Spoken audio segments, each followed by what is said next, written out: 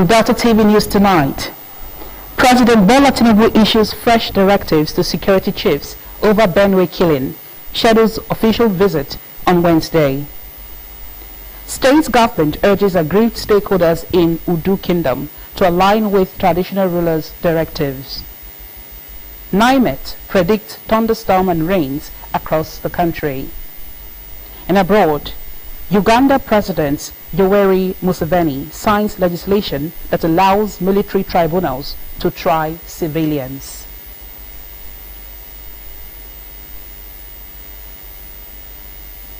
Good evening and thank you so much for joining us for Delta TV News tonight. I am Blessing Usiakwada.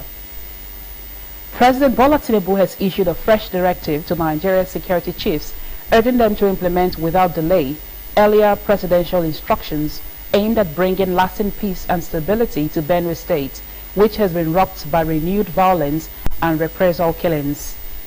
President Tinubu ordered intelligence agencies, the police and the military to immediately mobilize and take control of security operations. The president also called on Benue State Governor Reverend Father Hyacinth Alia to initiate a robust reconciliation process involving all aggrieved groups in the state. He described the persistent violence between farming communities, herders and other local groups as inhuman and anti-progressive, adding that no meaningful development can occur in an environment beset by bloodshed. President Tinubu reaffirmed the federal government's commitment to restoring peace in the region, stressing that justice will be pursued on all fronts and perpetrators will be held accountable. Meanwhile, President Bola Tinubu has rescheduled his official visit to Kaduna State. Instead, he will travel to Benue State on Wednesday, June 18, 2025, as part of renewed efforts to foster peace and address the persistent conflict affecting communities in the state. The president's visit aims to assess firsthand the recurring crisis that has claimed numerous lives and caused significant destruction. During his stay, President Tinubu will meet with all stakeholders, including traditional rulers, political, religious, community leaders, and youth groups, to seek lasting solutions to the hostilities. In preparation for the visit, President Tinubu has already dispatched the Secretary to the Government of the Federation, the Inspector General of Police, heads of intelligence agencies, the National Security Advisor, and the Chairman of the Senate and House Defense Committees to Benue State. The President is expected to hold a town hall meeting with all stakeholders during the visit.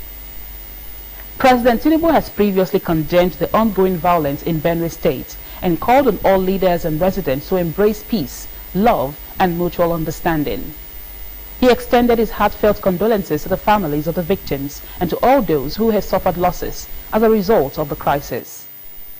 According to his itinerary released over the weekend, President Tinubu was scheduled to visit Kaduna State on Wednesday to commission various state government projects. However, the official visit will now occur on Thursday, June 19, 2025. The Christian Association of Nigeria (CAN) has urged the international community to support the federal government in putting an end to Benue massacre. While condemning the action, the horrific wave of violence that recently swept through the state, resulting in the tragic loss of over 200 lives in a series of coordinated attacks, CAN demands the immediate deployment of reinforced security personnel to protect vulnerable communities. The Christian body suggested the declaration of a state of emergency in the most affected areas. A statement issued by CAN President Archbishop Daniel Okoh said the senseless killings have inflicted immeasurable pain on families, devastated communities, and further entrenched the insecurity threatening the nation.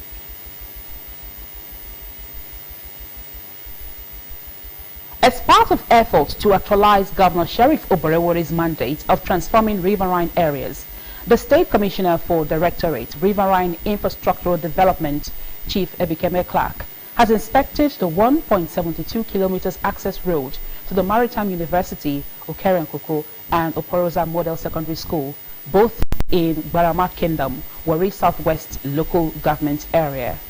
Chief Clark said his ministry, in line with the more agenda of the Delta State Governor Sheriff Oborewore, is poised at bringing rapid sustainable development to coastal communities in the state. The report. The State Commissioner, Directorate of Riverine Infrastructural Development, Chief Ibikeme Clark, flanked by engineers, architects, and other members of the project inspection team, inspected the ongoing 1.72 kilometers length of access road with side drains to the Maritime University of Okrenkoko and the inspection of the Oporoza Modern Secondary School, sitting on a 12-acre of land with boys and girls hostels, junior and senior staff quarters, among others. Chief Clark, who said that what was on ground goes to show that the state governor, Right Honorable Sheriff Oborowori, made business when he created the directorate to address developmental needs in the riverine communities across the state, and thanked Governor Oborowori for matching his words with action. Chief Clark, during the inspection visit of the 1.72 kilometers access road to the Maritime University of Okrenkoko, spotted some grey areas and called on the contractor handling the project to fix them before his next visit. The commissioner said the directorate would not tolerate any shoddy job in line with the administration of the workaholic governor, Right Honorable Sheriff Oborowori, who always ensures that projects are done in accordance to job specifications. Chief Clark, however, called on riverine dwellers to be patient with the state government with the assurance that development projects would be spread to all coastal communities. Not tolerant for shoddy jobs, for inferior construction. That's why we're here to look at the roads with our engineers from our directorate. We've inspected the road, some areas that were not satisfied with, we noted them for the engineers to work on. He commended the contractor handling the Oporoza Modern Secondary School for massively mobilizing to site with all the building materials. Clearly the terrain has hampered them with the rains. Although the terrain, the rain and everything, is difficult for them to have access to the site.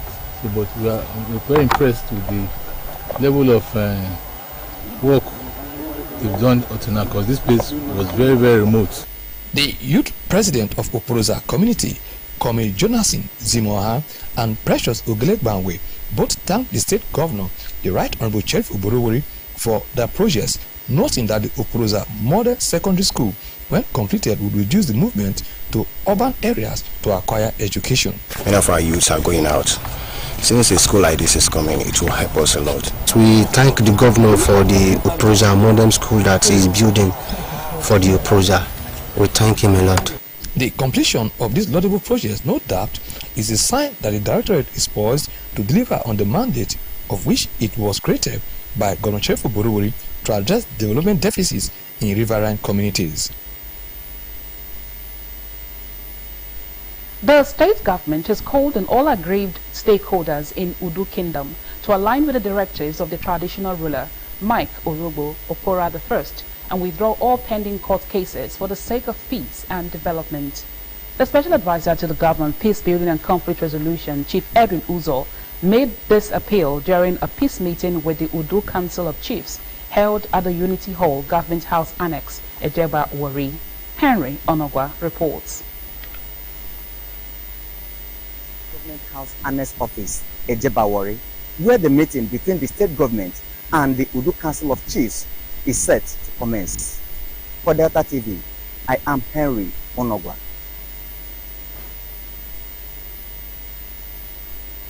Chief Uzo stated that the meeting was in response to a formal communique submitted to the state government by the traditional ruler of Udu Kingdom, confirming that all internal issues affecting the kingdom have been amicably resolved.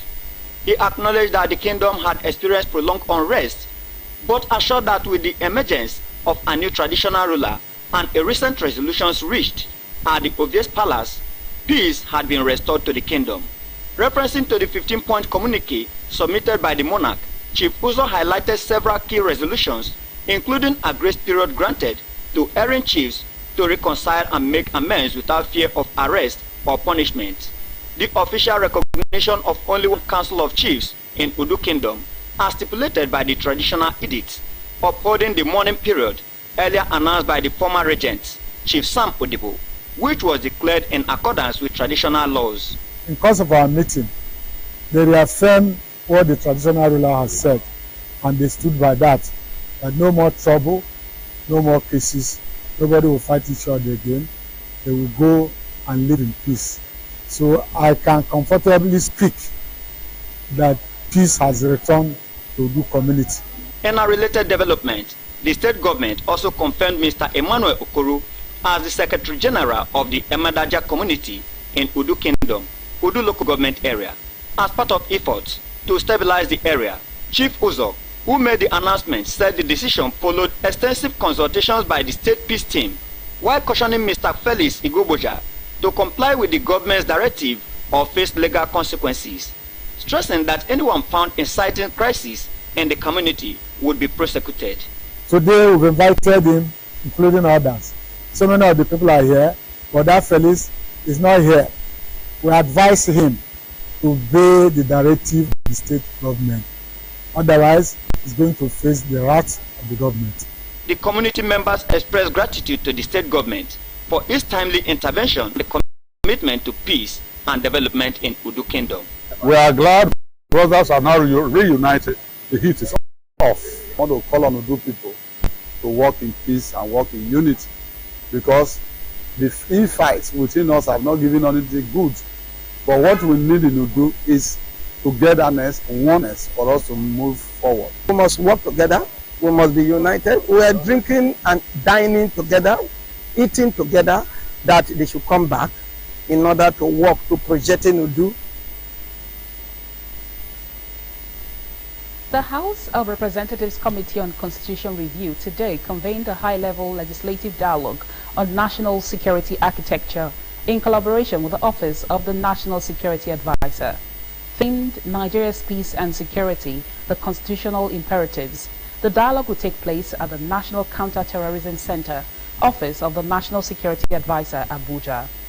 House spokesman Akin Rotimi, in a statement yesterday, said the event is expected to bring together Nigeria's top security brass, including National Security Advisor Malam Nuhu Ribadu, Chief of Defense Staff General Christopher Musa, Inspector General of Police Kayode Egbetukun, Director General of Department of State Service DSS Oluwatosin Ajayi, Director General National Intelligence Agency Ambassador Mohammed.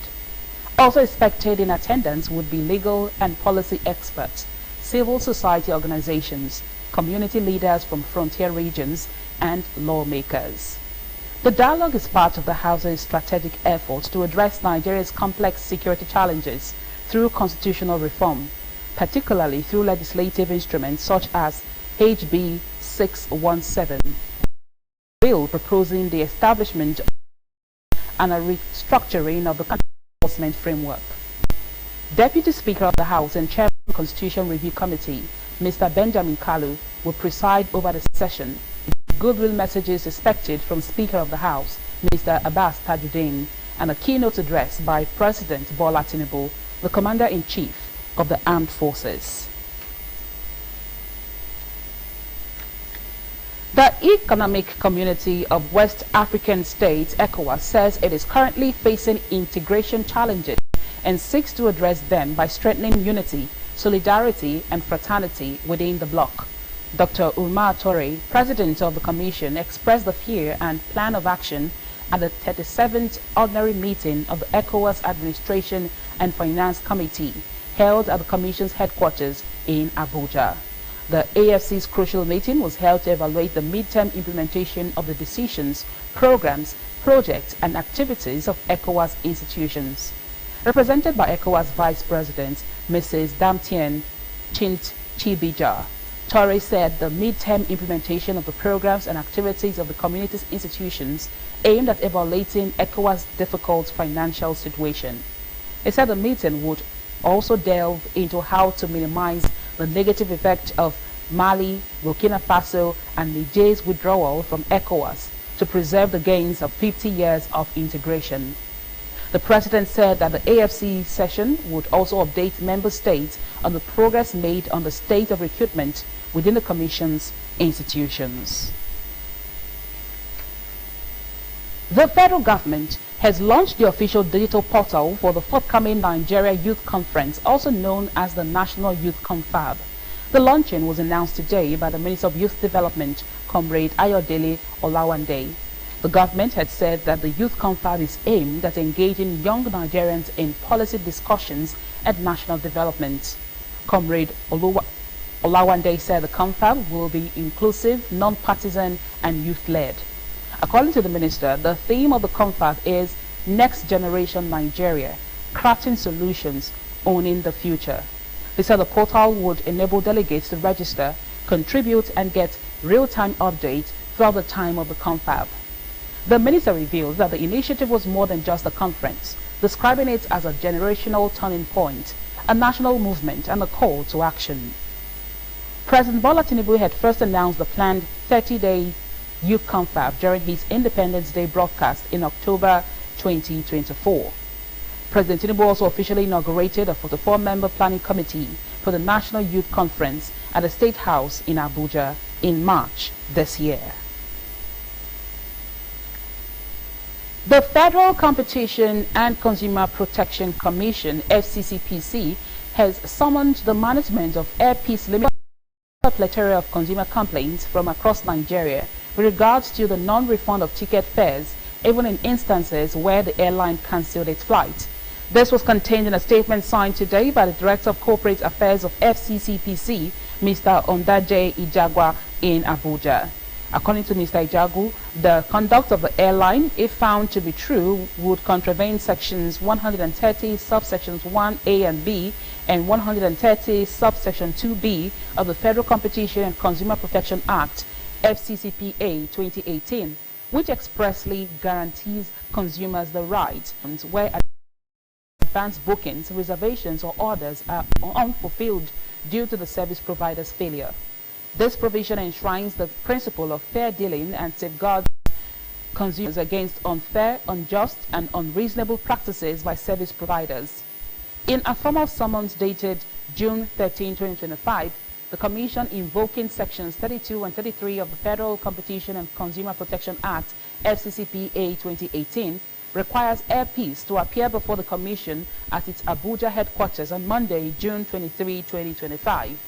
The agency spokesman said specifically, Section 33, Subsection 3 of the FCCPA mandates compliance, and failure attracts severe sanctions, including fines or imprisonment, and the airline is further directed to produce documentary evidence, including a complaint log for refunds over the past 12 months, total records of processed refunds to date, list of cancelled flights on all routes within the past 12 months, and remedial actions taken to mitigate consumer hardship resulting from cancelled flights. The FCCPC in December 2024 had commenced inquiries into separate allegations of exploitative ticket pricing, including substantial price hikes for advanced bookings on certain domestic routes by Air Peace. In response, the airline instituted legal proceedings seeking to restrain the Commission from continuing its inquiry.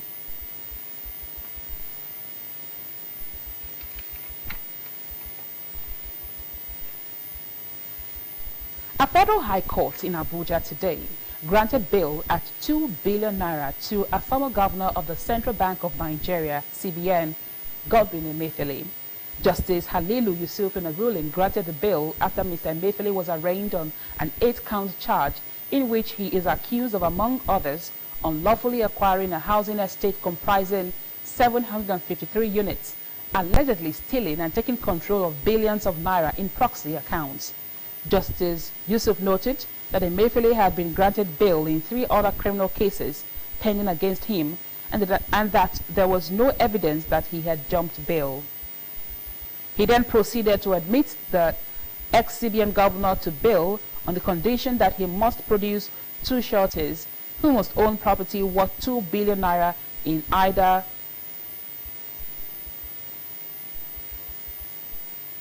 Asoko, Maitama, or Wuse 2 within the jurisdiction of the court.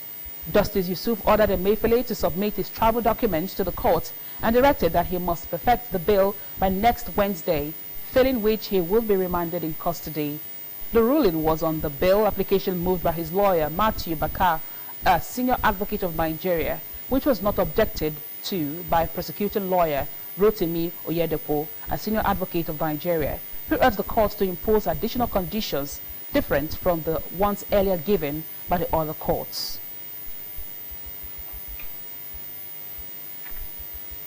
Christians have been admonished to be spiritually fortified to war against evil forces. Pastor Alemeke Onyechuleme gave the admonition during the Delta Broadcasting Service Asaba Monday prayer meeting. Gift Unosha reports.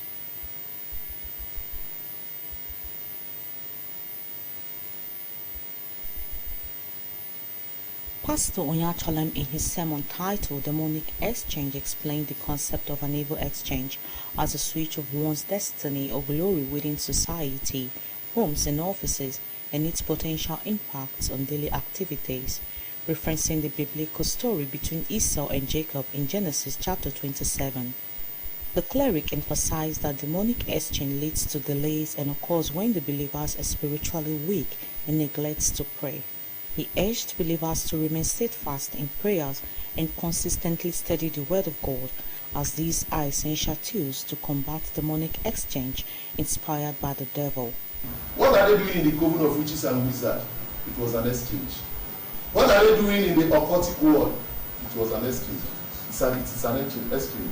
What are they doing in the spiritual realm? In the demonic world? Exchange is taking place every day. And so many Christians, a lot of us that are Christians, we are suffering for what we don't know about. We are praying for what we don't know about. But what we're supposed to know, because our spiritual eyes are not open, we don't know it. The prayer sessions featured praises, prayer for the growth and development of the broadcast station. Gift Unosha reporting. You're watching Delta TV main news. Still to come, Uganda President Yoweri Museveni signs legislation that allows military tribunals to try civilians. Details of this story and many more will come after this short break. Please.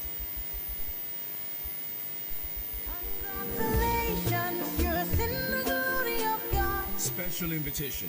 The leadership and members of the Delta State House of Assembly heartily invite Deltans and the general public to the celebration of the second anniversary of the 8th Assembly. Schedule of events include novelty football match between honorable members and members of the State Executive Council. Date Saturday 21st